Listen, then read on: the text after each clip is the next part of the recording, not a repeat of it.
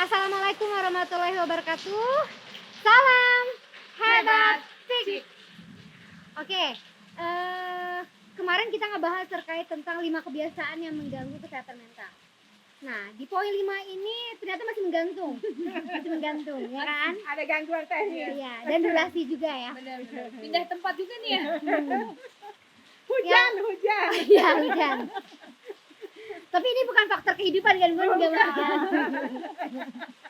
Oke. Tidak mengganggu kesehatan mental ini. Tidak ya, oke.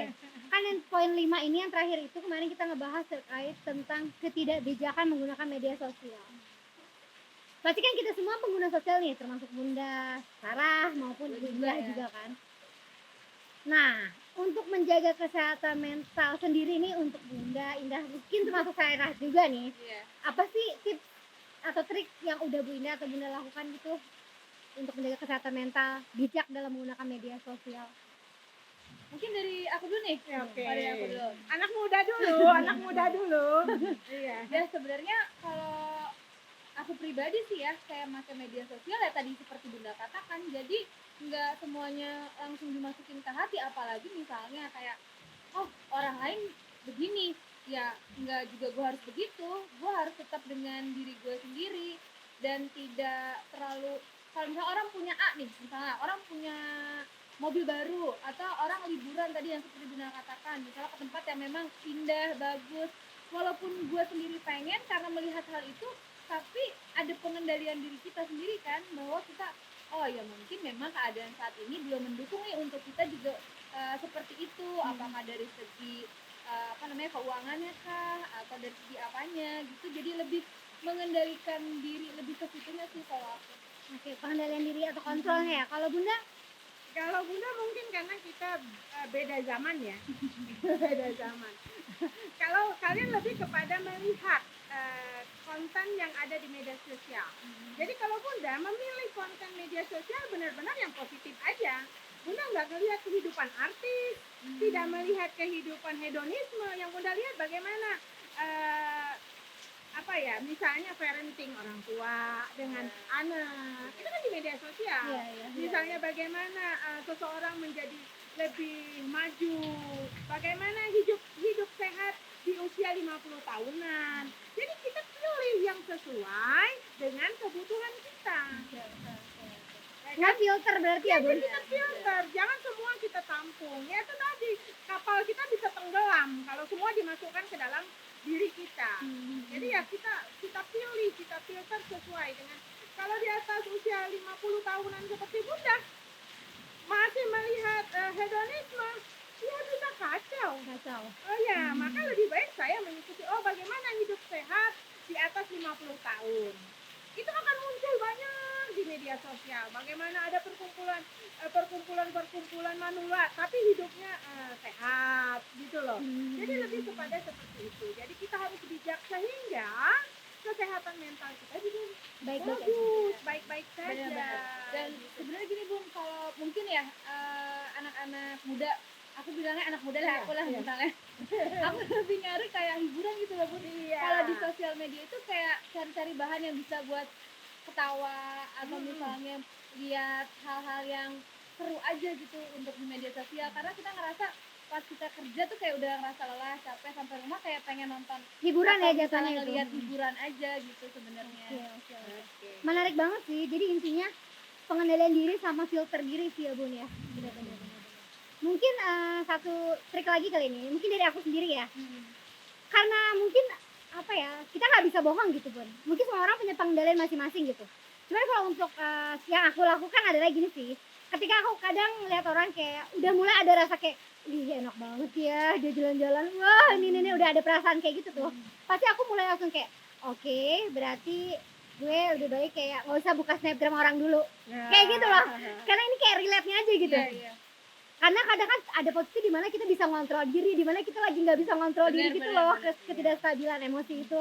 Terus biasanya yang teman aku sendiri suka share ke aku adalah dia suka kayak tiba-tiba ngilang gitu loh dari Instagram. Arsip atau apa ya? Kayak tiba-tiba hilang akun gitu, tapi bukan benar-benar hilang. Nanti dia bisa muncul lagi nanti dia hadir lagi. Jadi Instagramnya tiba-tiba hilang, disangka orang kan kayak dia dihapus lah gitu, hapus akun, tapi ternyata sebenarnya itu buat kayak ngidup Menjaga mental dia. mengistirahatkan diri Iya, dulu dia. Setelah itu mungkin ketika anak dia muda banget. ketika mungkin dia udah mulai baik lagi Anak ya muda akan banget. Dia munculin lagi lagi akunnya. lagi akunnya. Jadi sebenarnya semua orang punya caranya masing-masing ya Bun, dan semua orang sebenarnya hebat sih untuk memfilter dirinya masing-masing, punya cara-cara yang unik, dan mereka sebenarnya tahu apa yang sebenarnya dia bisa lakukan. Bisa nggak kalian tarik kesimpulan bahwa orang-orang yang mampu memfilter, mengendalikan diri itu adalah orang-orang yang memiliki kesehatan mental. Benar Tapi kalau orang yang tidak memiliki kesehatan mental, dia tidak akan mampu mengontrol itu. Iya, iya. Jadi dengan kita mampu mengontrol itu, memberikan memilah-milah, itu adalah kesehatan mental yang kita miliki. Iya. Jadi bila anda tidak bisa memfilter atau memilih media sosial mana yang aman untuk saya, di situ kita harus berpikir mental saya sehat apa enggak. Evaluasi diri. Jadi kita harus mulai, jangan kita hanya bisa menunjuk, kita kembalikan ke diri kita. Kenapa? Karena diri kita juga perlu sehat mentalnya. Iya, betul banget. Jadi kesehatan mental sangat mempengaruhi kehidupan kita bersosial media. Kesehatan mental sangat mempengaruhi kehidupan kita di dalam dunia kerja. Kesehatan mental akan mempengaruhi kita dalam berumah tangga. Kesehatan mental akan mempengaruhi hubungan kita antar keluarga. Jadi kesehatan mental itu sangat-sangat penting. Untungnya Indonesia adalah negara yang beragama. Iya, benar sih, benar. Fondasinya ada. Fondasi Dari kesehatan kecil, mental ya. kita adalah agama. Tapi kalau negara-negara yang non agama, maka banyak sekali muncul tingkat bunuh diri atau penyimpangan. Nah, ini sebenarnya yang lebih spesifik kita bahas adalah bagaimana sih mencegah supaya tingkat kesehatan mental itu tidak meningkat atau tidak muncul terlalu signifikan sehingga mengganggu kehidupan kita sehari-hari. Nah, ini giliran Bunda nih nanya nih ke anak muda nih. Nanya ke anak muda. Menurut Bu Indah atau Bu Sarah, Bu Indah, bagaimana sih kita mencegah supaya kesehatan mental kita nggak terganggu? Siapa dulu nih? Sip gak? Bu Sarah dulu aja deh. Paling yang tadi kita bahas sih, hal kebiasaan yang ternyata mengganggu kesehatan mental kayak kurang tidur. Berarti untuk mencegahnya adalah kita perlu istirahat atau tidur yang cukup. Itu perlu banget. Terus yang kedua adalah berpikir positif. Karena terkadang kayak penyakit mah deh Bun ya. Kita ngomong penyakit dikit deh, mah. Penyakit mah itu kan kayak penyakit sejuta umat gitu. Dimana kayaknya hampir semua orang Menderita semua itu. punya penyakit itu gitu. Ternyata itu juga faktor terbesarnya adalah karena pikiran Bun. Karena stres pikiran yang gak positif sehingga menyebabkan sakit fisik. Sehingga kalau udah sakit fisik jatuhnya kemana? Sakit psikis. Sehingga ya mental kita gak sehat gitu. Mungkin Dina mau melanjutkan? Mungkin tambah kayak kegiatan positif juga nggak sih, supaya tadi kan yang Bunda pernah katakan yang di awal, kita juga harus yang tadinya malas gerak itu kan salah satu juga apa sih yang bisa menyebabkan bisa menyebabkan bahwa seseorang bisa tidak sehat mentalnya. Mungkin dengan memiliki kegiatan yang positif, misalnya ada yang suka olahraga, ya olahraganya berenangkah, atau yang cowok misalnya main futsal kah, mungkin diselingi kegiatan-kegiatan positif, atau misalnya membantu kegiatan orang lain atau mengikuti kegiatan-kegiatan yang tujuannya juga positif, itu juga mungkin bisa dilakukan sama bahkan dari mungkin remaja, orang tua, wanita, pria, kayaknya hal itu juga bisa dilakukan sama mereka. Kasih plus.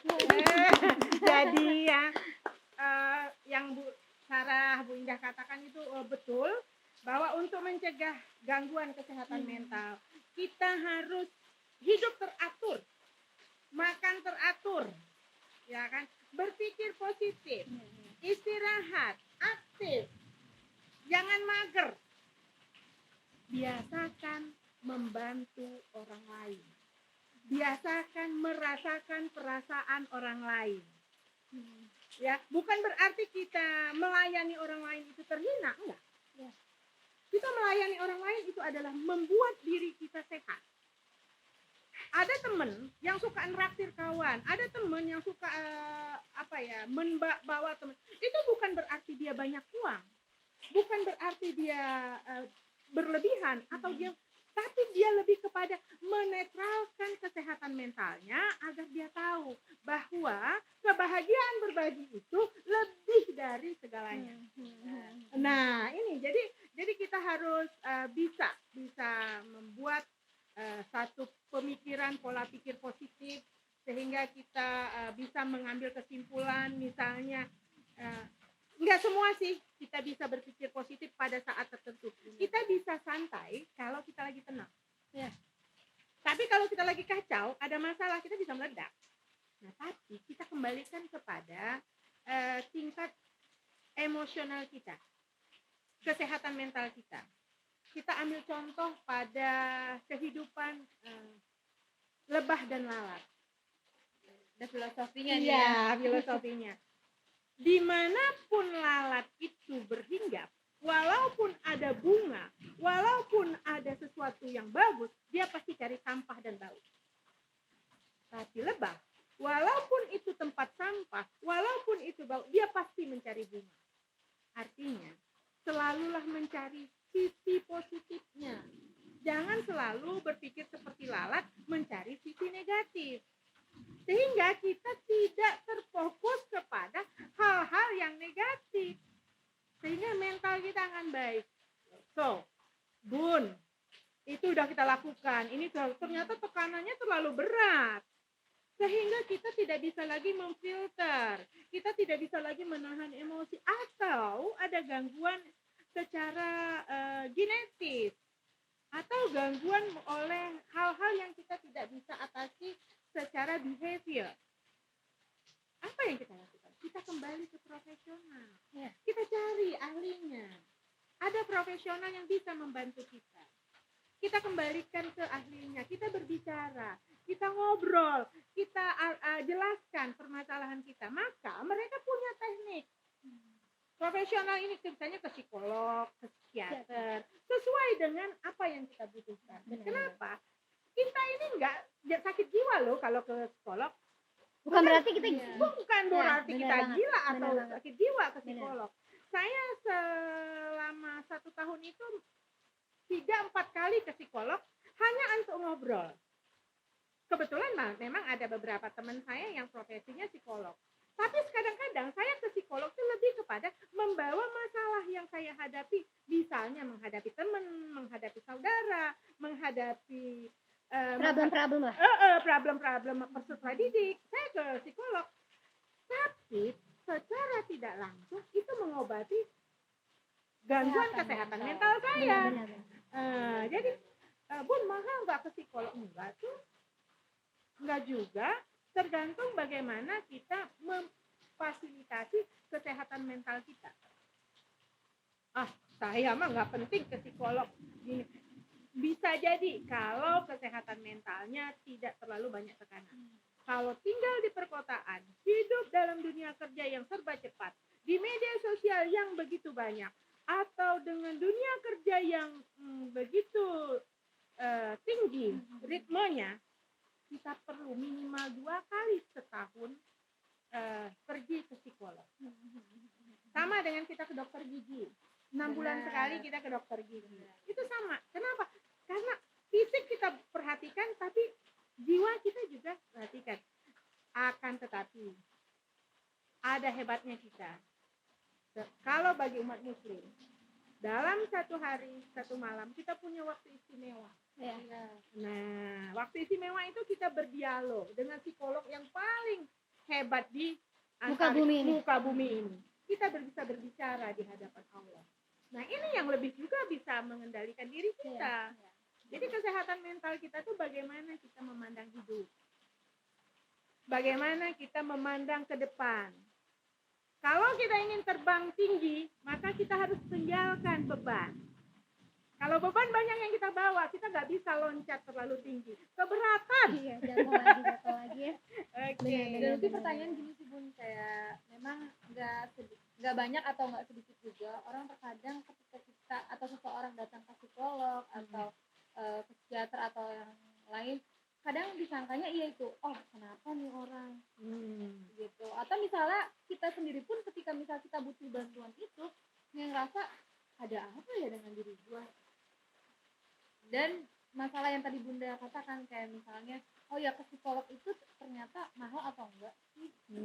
Nah mungkin itu ya yang harus kita sedikit Stigma orang ya. stigma orang bahwa ke psikolog itu ya sesuai dengan apa yang psikolog berikan ke apa namanya pasien atau klien ya. Klien pada klien. Aku pernah dengar slogan sih, maksudnya gini, ketika kalian ke psikolog berarti kalian peduli terhadap kesehatan mental kalian. Itu sih yang pernah aku dengar, slogan singkat tapi benar-benar menurut aku kayak ngena aja gitu, kayak bener banget gitu. Karena kita hidup kita ini dua sisi, ada jasmani dan rohani. Rohani kita berbicara kepada zat yang maha agung yang kita sebut dengan Allah. Tapi kita merasakannya hanya ke dalam diri kita.